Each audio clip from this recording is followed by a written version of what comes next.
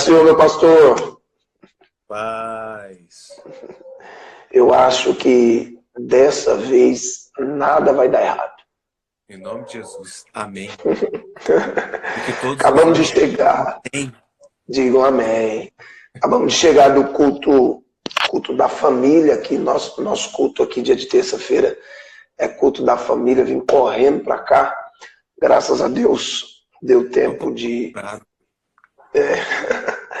Meu líder, coisa boa, o papo que tivemos ontem, infelizmente, parece-me que algumas coisas não contribuíram muito bem, mas hoje vai dar tudo certo. Mais uma vez, eu quero te agradecer pela sua disponibilidade.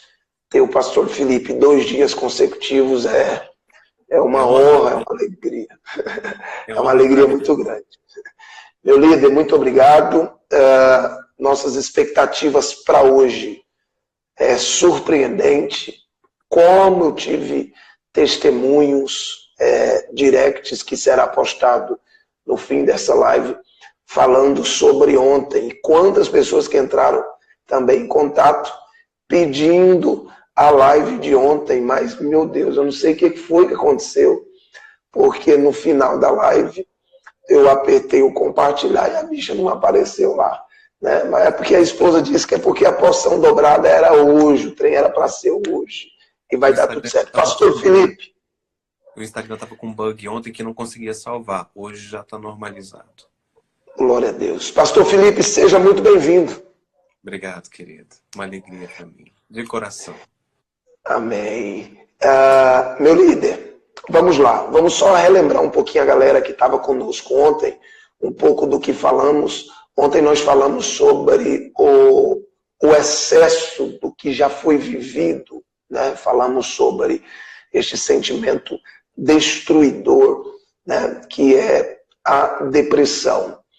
E justamente foi o que eu falei um pouco hoje na nossa igreja sobre algo que me marcou muito no nosso bate-papo ontem, que foi justamente conseguir desvincular a dor das pessoas. Isso me marcou muito, pastor, me marcou muito. Eu tenho um livro escrito, um dos que eu falo sobre relacionamentos na adolescência, justamente sobre, vou mandar, justamente sobre a importância do beijo. O que é o beijo? Porque o adolescente, os jovens, ignora muito isso. E justamente em um pedaço do livro eu falo que beijar alguém é dar a essa pessoa um pedaço de si. Quando você pergunta para alguém quem foi a primeira pessoa que você beijou, a pessoa logo lembra nome, dia, momento. A última pessoa que você beijou, a pessoa logo lembra lugar, né? Porque o beijo é dar à pessoa um pedaço de si. Então, me marcou muito o que o senhor falou ontem, porque eu consegui entender com mais propriedade até aquilo que eu já havia escrito. Ter pessoas nos nossos momentos de dores, o ter as pessoas que nos machucou, nas nossas lembranças dolorosas, também faz parte desse processo depressivo. E há uma importância muito grande quando, ao invés de você buscar a cura, você conseguir desvincular a dor da pessoa. Queria que o senhor falasse um pouquinho rapidamente, só para que as pessoas relembrem um pouco sobre essa importância desse desvincular, né? E os prejuízos quando você não consegue desvincular a dor das pessoas. Eu estava falando ontem que, acho que eu não lembro como eu comecei, mas eu falei que eu tinha dificuldade de pessoas que dizem que perdoam muito fácil, né? Perdoar muito fácil é estranho, porque assim, a não ser que seja um arranhão, alguém que tropeçou, pediu desculpa e passou.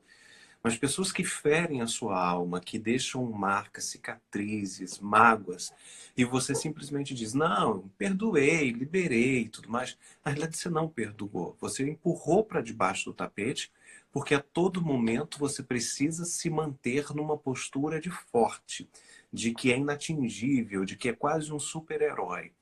E isso vai perdurar e vai durar durante um tempo.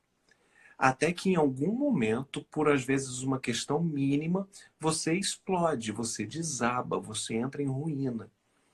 E quando nós somos feridos, machucados, tripudiados, arranhados, dilacerados, nós geralmente lembramos das dores e remoemos porque temos a facilidade de sofrer a dor. Nós sempre, como seres humanos, nós sempre pensamos no pior. Nós nos agarramos nas dores e esquecemos as alegrias. É por isso que a palavra de Deus me diz que nós temos que trazer à memória o que nos dá esperança, porque não nós nos entregamos ao caos. E aí, geralmente, quando nós temos algumas dores, essas dores foram provocadas por pessoas. E quando nós não desvinculamos a dor da pessoa, a gente sempre carrega a mágoa e o desejo de vingança. Uau. Às vezes você até nem diz assim, eu quero que fulano morra, que seja atropelado, que pegue um câncer. Mas quando você vê aquela pessoa sofrendo, dentro de você, você se alegra. Como um sentimento de assim, tá vendo? Bem feito. Meu Deus. E isso não compete a você. Não compete a você, porque senão você será um eterno prisioneiro desta dor. O processo difícil é saber que Deus vai tratar. Não do jeito que você quer, não da forma que você quer, e nem sempre no tempo que você quer. E mais ainda, às vezes Deus não vai tratar de uma forma que você veja. A palavra de Deus me diz em Hebreus 11, quando ele fala das galerias dos homens da fé, os homens de maior fé da Bíblia, ele diz assim, todos receberam a promessa, nenhum deles viu a promessa se cumprir. Uau. Então nós precisamos entender que Deus trabalha de formas diferentes. E o trabalhar de Deus, eu não tenho que aceitar o trabalhar de Deus na outra pessoa, eu tenho que preocupar com Ele trabalhando em mim.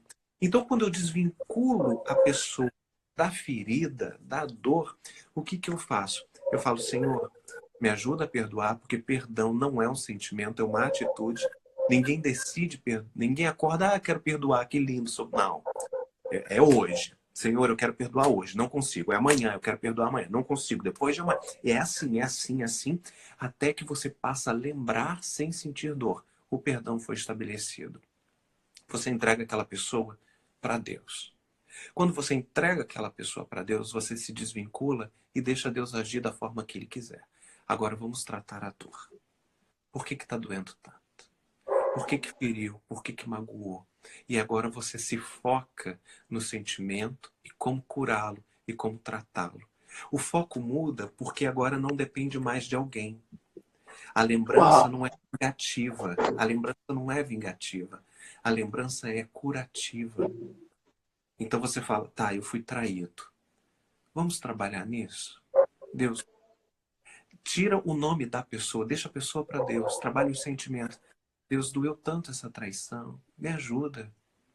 Ajuda a curar a minha alma, porque senão vou citar até um cara que não é cristão, Pitágoras. Pitágoras, o rei da matemática, ele diz, não Sim. coloque um doce novo num pote usado, porque senão você vai contaminar todo o doce. É a mesma coisa com sentimento. Você passou por uma dor de traição. E traição, não estou falando só no âmbito homem e mulher. Amigos, Uhum. líderes e tudo mais. E aí, quando você não desvincula, você fica um eterno refém, procurando abrigo em outros corações para saciar essa dor e essa frustração. E você vai viver eternamente nesse ciclo, criando novas dores, novas frustrações, jogando uma carga emocional em cima de pessoas que não têm nada a ver com isso. Então, quando você pega a dor, tá, o que aconteceu? Eu fui traído, eu fui magoado, eu fui dilacerado, seja o que for. Vamos dar os nomes às emoções. Deus, me ajuda nisso. Porque eu preciso ser curado. Eu preciso não levar isso adiante. Eu preciso não externar isso em forma de agressão, em forma de medo. Porque cada um reage de uma forma. Nós não somos robôs que temos determinadas... Aconteceu isso, você faz isso. Não. Pessoas são traídas, algumas começam a trair, outras passam a não confiar. Algumas são agredidas, passam a agredir, outras procuram agressores. Cada um reage de um jeito. Então nós voltamos a esse momento e falamos, Deus, eu não quero viver esse ciclo. Quais foram os passos que eu dei? Traz a memória. E aí nós começamos a falar sobre o processo de Deus no outro. Nós espiritualizamos tanto Deus, e olha o que eu vou dizer, é complicado, mas nós espiritualizamos tanto Deus, que esquecemos que Deus pode agir através de alguém. Nós queremos que veja um anjo e esse anjo traga uma revelação, ou que alguém chegue perto da gente e diga, eis que te digo, porque se não começar com este que eu te digo, não veio de Deus. E esquecemos que Deus é no próximo. Quando Deus se manifesta através de alguém que traz uma palavra de conhecimento, de revelação, ou simplesmente um colo, um ombro, uma ligação, um ouvido, uma oração, isso é Deus agindo espiritualmente através de alguém. E a depressão nada mais é do que você ter fingido que foi forte por tempo demais. Meu Deus. Quando você poderia simplesmente, em muitos momentos, falar, opa, que nós criamos super-heróis o tempo inteiro. Líder não erra, pai não erra, mãe não erra, tem dificuldade de pedir perdão para os filhos, para os liderados, seja para quem for, para os funcionários. Então nós colocamos uma capa de superioridade, de inviolabilidade que nós não temos. Então nós vamos acumulando, acumulando, acumulando. E quando nós fingimos que somos fortes demais, durante tempo demais, o que acontece é, um dia, a represa se rompe. E aí o prejuízo é muito maior, né, pastor? Aí a lá. Então é só para que possamos, para que esse povo anote e guarde, é necessário desvincular a dor da pessoa, porque senão você não busca a cura, você busca a vingança. Né? E automaticamente você vai buscando a vingança e não a cura. E quando você percebe, dentro do mar das suas dores, o momento mal na vida de quem te machucou, você pensa que vai ser o fim das dores, mas na verdade não será. Ela vai continuar, ela vai persistir, ela vai continuar gritando. É o que nós relembramos ontem também. Pegar o que é vivo e colocar no meio de coisas mortas. Você não vai conseguir sobreviver apenas enxergando o mal na vida de quem te feriu. Porque o mal não está nele apenas. Está enraizado em você. Então você precisa arrancar isso. O mal não se sacia. Ele sempre quer mais mal. Então, se a vingança acontece, se a pessoa que te fez mal é destruída e o seu coração ele foi movido por vingança e não pelo desejo de cura, quando aquela pessoa for destruída, você não foi curado. Logo, vai vir à sua mente outras pessoas que te fizeram mal, porque a vida é feita de pessoas que te fazem bem e é feita de pessoas que te fazem mal. Faz parte. E você vai buscar satisfação em ver outras pessoas serem destruídas. Você passa a não viver, você passa a sobreviver do mal alheio.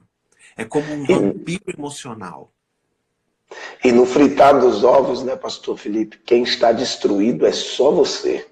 É só você. Literalmente. Você vai vivendo pedaços de relacionamento. Então você lembra da palavra traição, lembra de um nome. Você lembra da palavra agressão, lembra de outro nome. Você lembra da palavra decepção, lembra de outro nome. Então você vai dando pedaços seus, e ao ponto de vê-los maus, mas na verdade a maior prejudicada ou o maior prejudicado é só você. Então guarda isso, anota isso. É necessário desvincular. Deixa eu pular de assunto, porque esse negócio aí é assunto para a semana inteira. Profissionalmente falando, pastor Felipe, nós enxergamos a depressão como o excesso do que já foi vivido.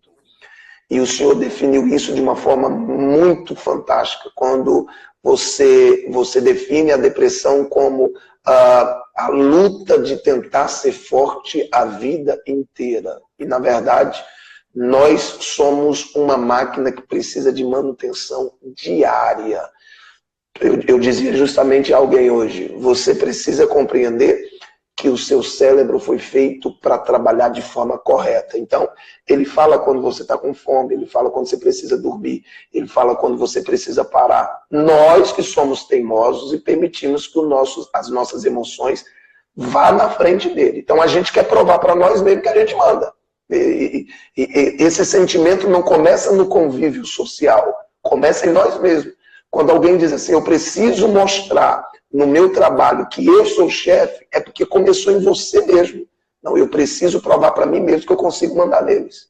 Quando você diz, eu preciso provar para minha esposa, eu vou fazer minha esposa entender a força que quem manda em casa é eu. Não, é porque alguém está gritando dentro de você, você é fraco, você não consegue mandar. Então você quer provar para você mesmo, fazendo com que a sua esposa te obedeça, que você é capaz de fazê-lo obedecer. Então, o nosso cérebro, ele foi feito por Deus de forma extremamente rigorosa conosco mesmo. Se a gente obedecê-lo, nós vamos viver muito mais.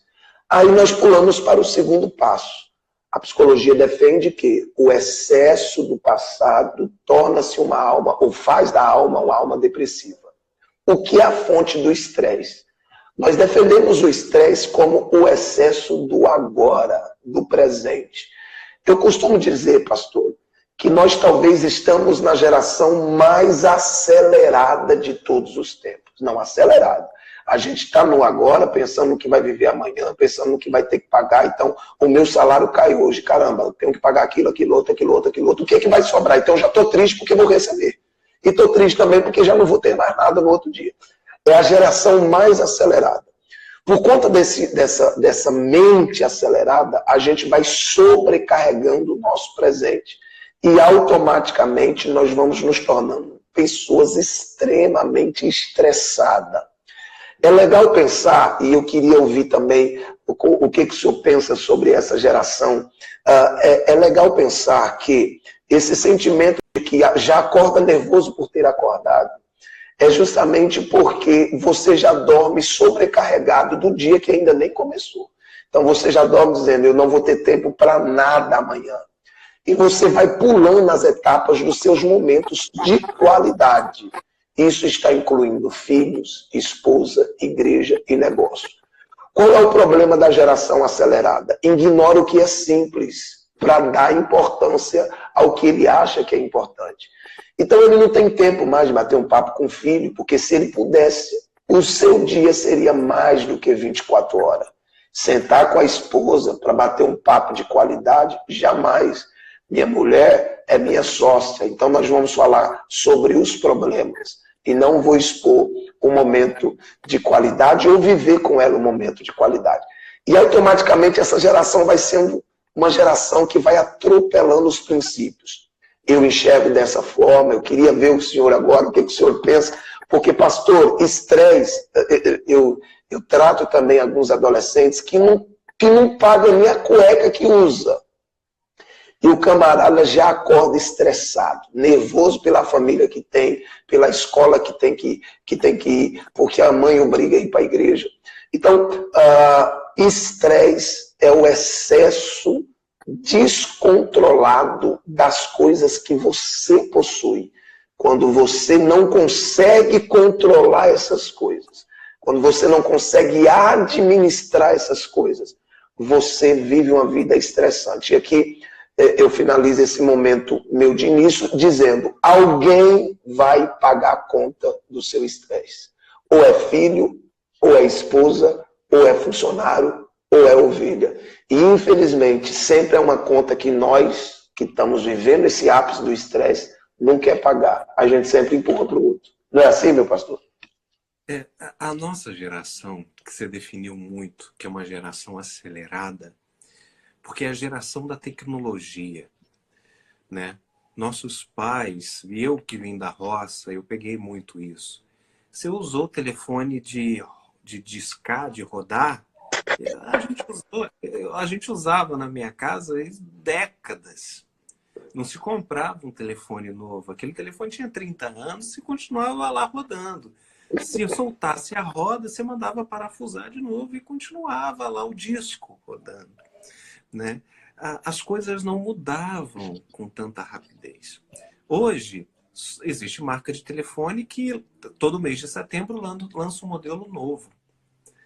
Mas, se a gente falar sobre tecnologia, ela já é... A de hoje já não vale mais. A de amanhã, a de ontem não vale mais. Então, essa é a geração da superficialidade. O estresse nada mais é do que você ser raso. Você ser Uau. superficial. Porque se você vivesse com profundidade as coisas, e profundidade não quer dizer intensidade. As Sim. pessoas estressantes, estressadas, elas são muito intensas em tudo. E eu não estou falando de intensidade, eu estou falando de profundidade. Intensidade tem a ver com voz, com propagação. Profundidade tem a ver com raiz. Então, Uau. se você fosse capaz de vivenciar com profundidade cada um dos momentos, você teria menos momentos e logo eles seriam mais alicerçados na sua vida. Então, por exemplo, é muito comum hoje em dia você falar assim, eu vi 30 filmes. Mas você não lembra nem sequer o nome dos filmes mais. Porque ele Verdade. passa, joga pro lixo, passa, joga pro lixo, passa, joga pro lixo. Ao passo que, vamos ver um, vamos discutir, vamos ler um, vamos discutir, vamos nos relacionar. Antigamente você ligava, hoje em dia passou de 30 segundos um áudio no WhatsApp e você já fica Não tem nervoso. paciência. Não tem paciência. Então, nós vivemos uma geração superficial. E eu falo isso por mim. Quando alguém me manda um áudio de 9 minutos, Não. eu quase vou no céu e volto. Entendeu? Eu falo, Senhor da Glória, 9 minutos de um monólogo é muita coisa. Então, mas aí, para todos, aí a pessoa fala, você está demorando a responder. E eu sempre digo a mesma coisa. Porque é muito tempo. E se eu ouvir fazendo qualquer outra coisa, eu não vou te dar uma resposta com qualidade. Então, quando eu tiver um tempinho vago, eu vou ouvir, vou prestar atenção e vou responder. Nós vivemos uma geração do passa lá, a gente se vê, a gente vai marcar. Isso nunca acontece. As pessoas agora na quarentena, por que as pessoas não conseguem viver na quarentena? Porque elas estão vazias. Elas aprenderam a ser superficiais. E quando nós temos um choque de realidade, nós aprendemos que nós estamos perdidos de nós mesmos. Nós não nos conhecemos. Nós não conseguimos conviver conosco mesmo, com o espelho e com as pessoas que moravam na nossa casa. Porque nós estávamos tão superficiais que os relacionamentos, até dentro da família, eram muito rasos. A quarentena nos obrigou a fincar raízes, a conversar, a dialogar, a ver que a outra pessoa não pensava igual, ou às vezes pensava igual. A quarentena nos obrigou a nos arrumar para nós mesmos, não para a sociedade. A nos alimentar e a fazer um exercício, não porque alguém vai ver, porque a gente precisa. São objetivos diferentes, as coisas começam a criar um prisma diferente. E aí você vê assim, como eu fui raso. E ser superficial é extremamente estressante. Porque você precisa de coisa nova, de coisa nova, de coisa nova, para preencher aquele vazio que a raiz não deu. Então você vai acumulando, acumulando, acumulando. Daqui a pouco você não dá conta de absolutamente nada. As coisas se acumulam. Você está perdido em si, perdido nas situações, perdido nos outros. E a única coisa que você faz é o quê? Se revolta. Aí vem o estresse. Porque o estresse nada é mais do que você se revoltando por uma coisa que está acontecendo rápido demais e que você não tem o controle para parar, para adiar ou para viver. É interessante, pastor. Com certeza o senhor lembra quando Jessé pede para Davi levar a comida para os seus irmãos, né, que estavam na guerra. Mesmo Davi, depois de ter sido ungido a rei dentro da casa do seu pai, na presença dos seus irmãos, ele continuou valorizando as pequenas tarefas. Depois dele ser consagrado a rei na presença dos irmãos, ele retorna para o pasto para exercer a sua pequena tarefa. O gigante seria o seu grande desafio, mas cuidar do pasto, levar comida para os irmãos, seria suas pequenas tarefas. Essa geração acelerada corre em busca das grandes vitórias e vai ignorando essas pequenas tarefas. Eu dei uma palestra um tempo atrás em uma escola e eu falei justamente isso aos adolescentes. Parece irônico, mas nós estamos com dificuldades de sermos normais. Sermos normais. Com licença, obrigado, toma de volta, por favor, bença pai, bença mãe. Você está entendendo? Dificuldade de ser normal. Eu me lembro que um dia eu venho de uma família muito pobre, né, mas muito família, né? E eu me lembro que um dia eu entrei em um mercado, eu não sei se chegou aí no Rio, mas estava naquela febre daquele biscoito fofão, não sei se eu lembro, era o palhaço da bochechona, né? E eu, muito faminto, entrei no mercado, e eu não lembro o que íamos fazer. E aí eu olhei para aquele biscoito, rapaz, e eu disse, eu vou comer. E eu peguei o biscoito, olhei para um lado, olhei para o outro, abri rapidinho, mastiguei e taquei o pacote no bolso. Fui para casa. Ninguém falou nada, ninguém viu nada. Só que na mexida nos movimentos do corpo, saiu um pouquinho do pacote para fora. E minha madrinha, minha mãe, olhou para mim e disse assim, onde você conseguiu isso? E aí eu disse, no mercado. Ela disse, com que dinheiro você comprou? E aí eu fui explicar para ela que eu estava com muita fome, não tinha dinheiro, eu peguei. E ela me fez voltar até o mercado. Eu precisei confessar para a mulher do caixa que eu havia feito aquilo. E eu me lembro que ela disse assim, não tenho dinheiro agora, mas assim que eu conseguir um dinheiro eu vou voltar e vou pagar o que ele comeu. E a moça disse, não, que isso? Pegou e me deu outro fofão. E disse, esse aqui agora é por minha conta. E para mim isso era uma felicidade. Quando eu saí do mercado feliz, porque, poxa, em um dia só ia comer 2 fofão, isso era um milagre. Eu me lembro que minha mãe olhou para mim e disse assim, agora sobre sua ação nós vamos conversar em casa. Eu nunca desejei tanto que demorasse chegar à minha casa como aquele dia. Eu sempre fui muito bom nas palavras, então eu encurtei os passos para tentar convencê-la a não fazer o que ela já estava convencida a fazer. Quando ela chegou em casa, eu não sei se contigo era assim, mas manhã dizia para mim assim, vai para o quarto que daqui a pouco eu chego. Isso para mim era terrível. Era melhor que ela me batesse no caminho inteiro do que eu ir para o quarto, esperar ela entrar. Meu Jesus. Só sei que eu entrei no quarto, eu fui tirando tudo que ela poderia usar para me bater, fui escondendo, colocando as coisas. E quando ela entrou dentro do quarto, ela disse, agora eu vou te explicar por que você vai apanhar. Esses dias eu disse a ela, mãe, por muitas vezes eu senti raiva da senhora, porque a dor nos faz ter ódio. 2 coisas, sofrimento e propósito. Quando eu estou no sofrimento, eu não entendo o propósito. Quando eu estou no propósito, eu entendo por que sofri. Então eu disse para ela, hoje eu vivo um propósito. E eu entendo quão grande foi a necessidade de tanto sofrimento. Resumindo, nós estamos ignorando o que é simples. Essa geração do egocentrismo, eu não sei, eu vou pouco ao Rio de Janeiro, não sei como é que é aí nos bastidores, mas essa geração que busca um ministério brilhante, busca a visibilidade, busca a conquista, busca dinheiro, busca conquistar, busca,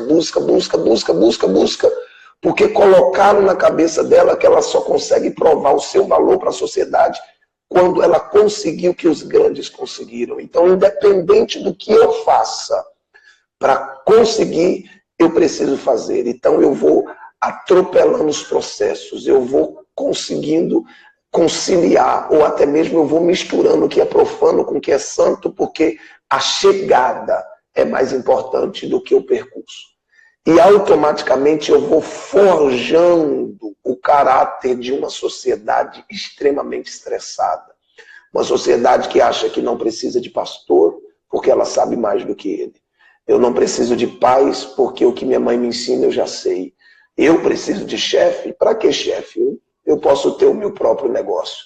E aí eu vou atropelando os processos, profanando os meus valores. Eu encaro o estresse, assim como o Senhor nos ensina, assim como aprendemos na sua fala, justamente isso. É esse carro sem freio que eu preciso conquistar. E quando eu não conquisto, eu me estresso. Aí eu vou culpar Deus por não ter conquistado algo que ele nunca me prometeu. Tem um livro que eu tive que ler na faculdade, O Príncipe de Maquiavel, que ele diz que os fins justificam os meios. Isso, infelizmente, entrou na nossa sociedade e entrou no povo cristão. Os fins nunca justificarão os meios. Nunca. Nunca. Nunca. Quem fala isso está dando voz a Satanás. Entendeu? Você não pode fazer qualquer coisa ou pisar em alguém ou para ter um benefício, mesmo que o benefício seja aparentemente um benefício para o reino. Mas não é. É um benefício para o seu reino. Porque o reino de Deus não atropela pessoas. O reino de Deus não passa por cima. O reino de Deus não troca princípios por benefícios. Quando você falou sobre o processo, por exemplo, José, ele não entendeu os processos da vida. José do Egito, o filho de Jacó. Porque Deus conduziu os processos para José independente da vontade dele. José não Uau. pediu para ser apanhado, para ser agredido, para ser lançado num poço, para ser vendido para os midianitas, para ser escravo na casa de Potifar, para ser levado ao cárcere. José não pediu nenhum desses processos. Deus, por sua infinita graça, misericórdia e visão de futuro, conduziu José pelo braço em todos esses processos. E a história é linda e é fantástica. José é um dos únicos 2 personagens da Bíblia que Deus não mostra os pecados. É só José e Daniel. Verdade. José e Verdade. Daniel. Deus não fala dos pecados. Não fala por algum motivo, porque a Bíblia deixa claro os pecados de todo mundo. A Bíblia não esconde nada. Sim. Deixa claro para todo mundo ver. Agora nós temos um outro personagem que teve todos os processos. Teria tido a oportunidade de pular todas as etapas e optou por não pular, que foi o rei Davi, que você citou. Davi, ele poderia ter pulado etapas. Quando ele foi ungido rei, ele poderia sair dizendo que era rei. Mas ele voltou para o pasto, ele voltou para o escárnio dos irmãos, para ser o excluído da família, mesmo já sendo ungido rei. Quando ele foi para o palácio, ele serviu Saul, mesmo já sendo ungido futuro rei. Ele não pulou nenhuma das etapas. Uma das vezes, e ele era tão preocupado em não pular etapas, que quando seu filho Absalão usurpou o trono, e ele teve que sair correndo do reino, ele com seus valentes a cavalos, passando pelas cidades, uma das pessoas o reconheceu. O que nós hoje chamaríamos dos haters. E essa pessoa começou a gritar e a ofender Davi. A ponto que os seus que estavam em volta, os seus guardas, falaram: deixa, por favor, eu ir lá e decapitar essa pessoa. Deixa eu cortar aquela pessoa em pedacinhos, deixa eu ter esse prazer. E Davi dá a maior lição de um homem de Deus, como ele lida com os haters. Ele disse assim: por quê? Quem deu a voz, a fala para esse homem foi Deus. Se o Aleluia. próprio Deus não o impediu de falar, por que eu vou impedir? Deixa que ele fale. E se ele disser alguma coisa que não é da vontade de Deus, ele se veja com Deus. Glória a Deus. Davi tinha toda a autoridade, toda a justificativa e todo o poder para exercer justiça própria. Mas Davi naquele momento estava falando, o reino foi tomado de mim. Por quê? O que eu fiz? Senhor, eu cometi erros no passado, quando eu peguei a esposa de Urias, Batseba, quando eu não corrigi os meus filhos, quando eles cometeram incesto. Davi estava reflexivo, ele estava escrevendo salmos sobre isso. E aí ele faz a caminhada o quê? Eu não vou tomar atitudes, porque as atitudes que eu estou tomando estão sendo erradas. Então ele fala, eu me entrego para Deus. E se essa pessoa está me amaldiçoando, talvez eu tenha que aprender com isso. Porque a minha história última está sendo um fracasso. A minha história tão linda, ultimamente virou um fracasso. O que eu tenho que aprender com isso? Davi nunca pulou etapas. Nós vivemos uma sociedade que as pessoas não querem vivenciar os degraus. Elas querem ir do primeiro ao 10º de teletransporte. Não aceitam sequer o elevador. E esquecem que quando chegam lá, elas não viram como a escada funciona, que andares estão, como são as saídas de emergência, por onde entram, e nem os processos das pessoas que as levaram até lá. Pessoas que fazem isso adquirem no coração uma característica que é gritante hoje em dia. A ingratidão. E a ingratidão é um sentimento que revela quem você é por dentro. É uma atitude externa que revela na realidade quem você é por dentro. Meu pastor, e é tão interessante porque é aquela confusão na mente da pessoa quando ele pensa que o amadurecimento, como eu disse ontem, é a mesma coisa do preparo. Essa talvez seja a geração mais preparada de todos os tempos. A internet é em conhecimento.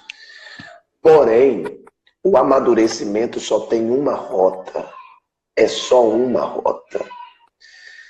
Teve um dia que eu disse para um casal, Deus não tem interesse em diminuir a velocidade das nossas vontades. Ele nos espera na curva da nossa decepção. Então é mais ou menos assim, você quer do seu jeito, negão? Vai. Quer de sua forma? Vai. Quer viver do jeito que você quer? Vai. Quer correr? Vai. Mas nessa curva aqui eu te espero. Não vai ter pai, mas eu vou estar aqui. Não vai ter mãe, mas eu vou estar aqui. Os amigos te deixam. Ele sempre espera. Sempre espera. Ele nunca desiste. E ele tem uma paciência muito grande. A mulher samaritana foi uma prova disso. Os discípulos vão para a cidade e Jesus senta no poço, porque Jesus chega primeiro do que ela. É Jesus dizendo, eu sei que uma hora, mais cedo ou mais tarde, você vai encostar. Ele sempre espera. Então, para que essas pessoas que estão nos assistindo não confundam, porque o amadurecimento é só por esse percurso. Talvez seja as lágrimas, as percas, as decepções. Olha a oração estranha que um dia eu fiz, pastor Felipe. Eu disse, Deus, por que o Senhor não divide um pouco desses crentes que estão me dando trabalho com outros pastores que estão perto de mim? Eu citei até nome dos pastores. Eu disse, Senhor, Beltrano, eu acho que é mais crente do que eu, Ciclano. Senhor, divide. Foi quase uma macumba, né? Quase isso. Eu falei, Deus, divide, tá difícil demais. Deus veio no meu coração e eu senti que o céu me perguntou assim, Anderson, quem te trouxe para a oração hoje? E aí eu me lembrei que eu estava quase 1 hora falando mal deles. E eu disse, eles. E Deus disse, então eu não vou tirar de perto de você. Eu não vou tirar porque a forma que o homem trata com a gente, pastor Felipe, é muito diferente do jeito que Deus trata. O homem, quando quer conquistar, dá coisas. Deus, quando quer conquistar, tira coisas. É muito diferente. E esse é o processo do amadurecimento. é quando Deus diz, eu vou te dar o Isaac, e o mesmo Deus diz, agora mata ele. São coisas que às vezes a gente não entende. Mas Deus nunca quis ver o Isaac morto. Deus só queria o coração do Abraão de volta. Porque antes do Isaac, era um cara que levantava altares, construía tendas e oferecia sacrifício. Depois do Isaac, só fazia banquete. E se tem uma coisa que Deus faz, é não nos perder para aquilo que Ele mesmo nos dá. Então, meus queridos, você... Esse livro aqui eu falo sobre isso. É esse aqui. Casamento Revelado, eu falo sobre o relacionamento de Abraão, Sara, Agar, Isaac e Ismael. Pois é, eu te mando o meu e você me manda o seu. E aí eu disse, isso é impressionante, porque você que está nos assistindo, não confunda o preparo com o amadurecimento. O preparo pode te fazer crescer muito rápido, assim como o diabo levou Jesus para o pináculo do templo. Tem gente que sobe, pastor, mas não é o amadurecimento do percurso. É o preparo, é as costuradas, é as influências, você está entendendo? Mas o céu diz, só tem um percurso. Eu só consolido sentimentos, pessoas, eu só te acalmo por um percurso. Então, talvez você esteja nos assistindo agora, né, pastor Felipe, passando por essas dores, porque você foi alvo talvez do estresse de alguém, ou está sendo alvo do seu próprio estresse. E nossa palavra a você é justamente isso. Não ignore os processos, porque para Deus a direção é mais importante do que a velocidade. E aí a gente pula, meu líder, para falar rapidinho aqui, porque já tem 42 minutos. Falar com o senhor é muito bom, eu tenho que falar com o senhor pelo menos uma vez por mês.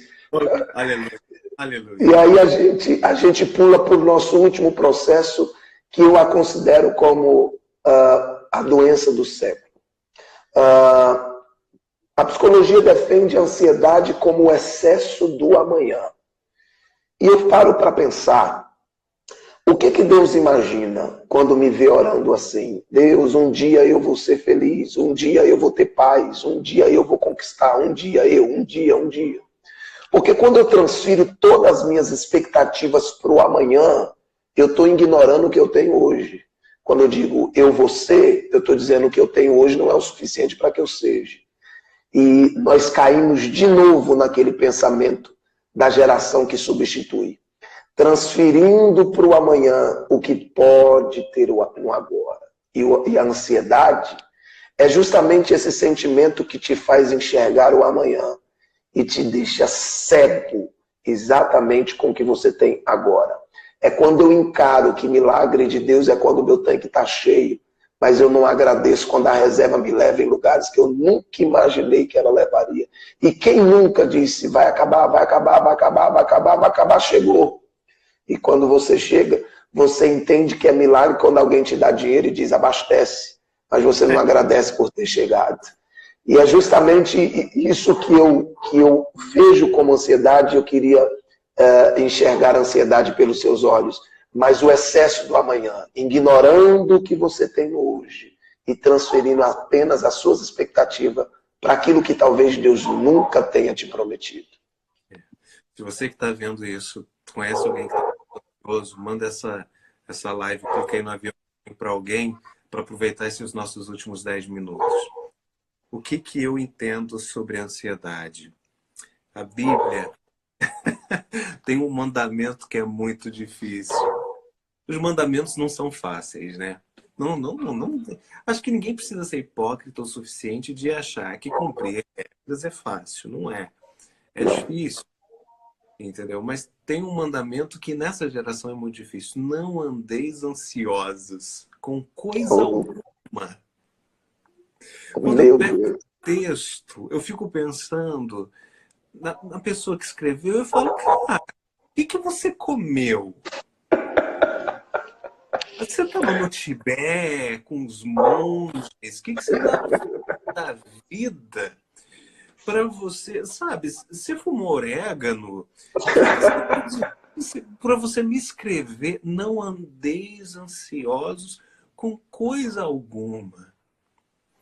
Na realidade, é muito difícil. Mas a ansiedade é o oposto da confiança. Uau! Nós só somos ansiosos porque nós não confiamos. Meu Deus. Se nós confiássemos naquele que supre as nossas necessidades, nós teríamos preocupações porque todo mundo tem.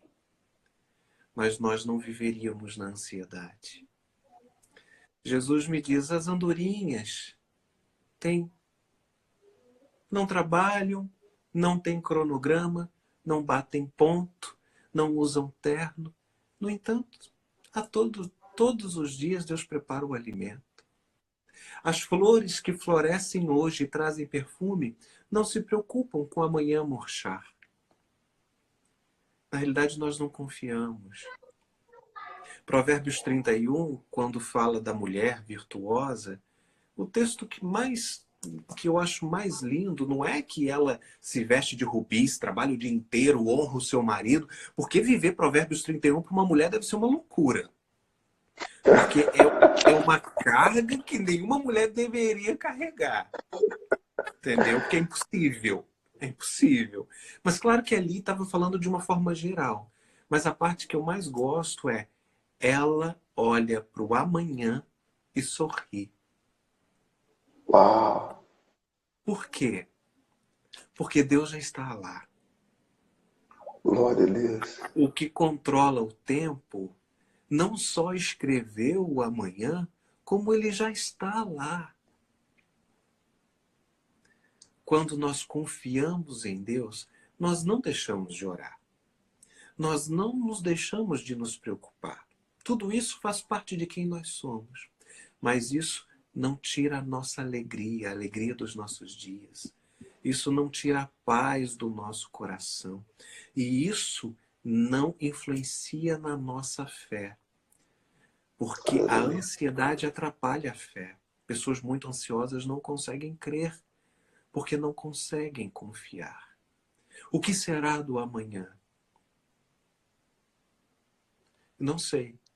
Eu trabalho para o hoje e para o amanhã. Isso não nos permite a não trabalhar, a cruzar os braços, a não fazer investimentos, a não guardar dinheiro, a não fazer planejamentos. Não tem nada a ver uma coisa. Você faz planos. Quem decide é o Senhor. Mas você está preparado. E se esses planos acontecerem ou não, a sua confiança e a sua fé não será abalada. Porque a sua ansiedade foi dissolvida pela confiança. Você se preocupa e por causa da preocupação você trabalha. Por causa da preocupação você planeja. Mas você sabe que, independe se a porta estiver aberta ou a porta estiver fechada, Deus tem a chave. O nosso problema é que a gente fica batendo a cabeça em porta fechada. E pior, a gente começa a murmurar pelas portas fechadas. Se nós dizemos que Ele tem a chave que abre e que fecha, a gente precisa agradecer a Deus. Hoje eu tive algumas reuniões, um exemplo prático. Eu tive algumas reuniões. E eu disse para Deus, Deus, se for do Senhor, eu não sei qual porta é boa e qual porta é ruim. Então, eu vou bater. Se abrir, eu vou entrar. E vou entrar agradecendo ao Senhor.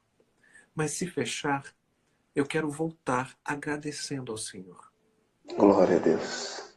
Porque eu preciso saber que se eu continuar batendo com a cara na porta, ela pode nunca se abrir e eu serei um eterno frustrado, ou ela pode arrombar e eu serei um eterno traumatizado se eu não me entregar ao Senhor. Então Ele tem a chave.